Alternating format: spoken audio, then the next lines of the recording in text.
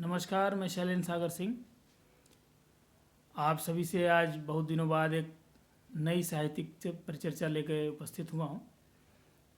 आज हम लोग साहित्य दर्शन के अंतर्गत दूसरे बिंदु की चर्चा करेंगे, जिसमें इस बात पर प्रकाश डाला गया है कि दुख व संघर्ष का आदमी के साहित्यिक परिष्कार में क्या महत्व है।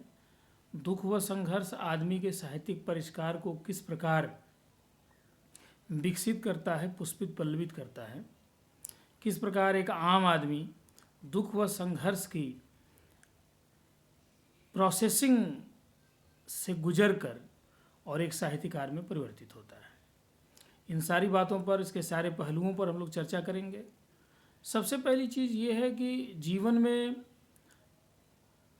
जो सम्मोहन है, जो तंद्रा है, हम एक प्रकार की नींद में चलते हैं, वो बिना दुख के नहीं टूटता है। सूक्ष्म और स्पष्ट दृष्टि का विकास भी बिना दुख के नहीं हो पाता है। जब व्यक्ति के जीवन में दुख आता है तो वह चार पहलुओं पर प्रभावित करता है व्यक्ति को, और जिसमें पहली चीज़ है कि व्यक्ति के जीवन को वेदना से, संवेदना से भरने में दुख व संघर्ष का बहुत महत्व है। जब व्यक्ति अपने दुखमय जीवन से गुजरता है, व्यक्ति दुखमय परिस्थितियों से गुजरता है, संघर्षमय परिस्थितियों से गुजरता है, तो सबसे पहली चीज़ जो उसके साथ होती है वो होती है कि उसका जीवन एक प्रकार की वेदना से भर जाता है। वह दुखी महसूस करता है, एक लंबा काल इस दुख के साथ बिताता है। ये जो पूरी प्रक्रिया होती है दुख के साथ गुजरने की, ये पूरी प्रक्रिया जो है आदमी को संवेदनशील बनाती है, संवेदना से भरती है, और आदमी के मन में एक हमेशा एक टीस रह जाती है, एक रुदन रह जाता है। जीवन को देखने में यह रुदन, यह वेदना, यह दुख जो है वो आदमी को परिष्कृत करता है, आदमी को डिटैच करता है, आदमी को तटस्थ बनाता है। इसलिए दुख का जो प्रथम पहलू है आदमी को वेदना से भरना, और यह वेदना व्यक्ति को तटस्थ बनाती है। इस रूप में दुख व संघर्ष का एक आम आदमी से एक साहित्यकार के रूप में जो परिवर्तन की जो प्रक्रिया है उसमें बहुत बड़ा योगदान है। दूसरा जो काम जो दुख करता है वो ये है, आदमी को अपनी असहायता का एहसास दिलाता है। इस संसार में हम अकेले हैं, इस संसार में, इस पूरे ब्रह्मांड में एक मानव का अस्तित्व क्या मायने रखता है, इसका सीधा एहसास दुख के दिनों में ही होता है। जब दुख और संघर्ष के दिनों में हम अपने स्वाभिमानी स्वभाव के कारण किसी की मदद नहीं लेना चाहते, या फिर समस्याएं इतनी बड़ी होती हैं कि कोई चाह कर भी मदद नहीं कर पाता, ये सारी परिस्थितियां जो बनती हैं यह व्यक्ति को एहसास दिलाती हैं कि उसका वास्तविक अस्तित्व किस रूप में है, किस प्रकार का है, वह कितना मायने रखता है, कितना वह अपने दुखों को, अपने संघर्षों को झेलने में, उनसे पार पाने में कितना सक्षम है। इसको अपने अस्तित्व की जो पूरी एक वस्तु स्थिति है, पूरा एक जो आयाम है, वास्तविक आयाम है, एक जो वास्तविक क्षमता है, उसका बोध जो है दुख कराता है। हम जान पाते हैं कि हम कहाँ खड़े हैं और हमें कहाँ जाना है। तो ये दुख का बहुत बड़ा है कि दुख एक बहुत बड़ा आईना है। दुख ये दिखाता है कि आपकी वास्तविक स्थिति क्या है, आप कहाँ खड़े हैं, आपको कहाँ तक जाना है, अभी आपको क्या क्या अर्जित करना है। अर्जन के स्तर पर, चाहे वो आंतरिक अर्जन हो चाहे बाह्य अर्जन हो, दोनों स्तरों पे अभी तक आपने क्या अर्जित किया है। समाज आपको किस रूप में देखता है, विश्व आपको किस रूप में देखता है, परिवार आपको किस रूप में देखता है, या स्वयं आप अपने को किस रूप में देखते हैं।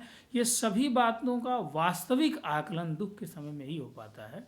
तो दुख का जो दूसरा पहलू है वह इस बात का एहसास दिलाता है कि हम कहाँ खड़े हैं, हमारी क्षमताएं क्या हैं, हमारी दुर्बलताएं क्या हैं, हमारी सबलताएं क्या हैं। दुख का जो तीसरा पहलू है वो है आदमी को संघर्ष के लिए उत्प्रेरित करना।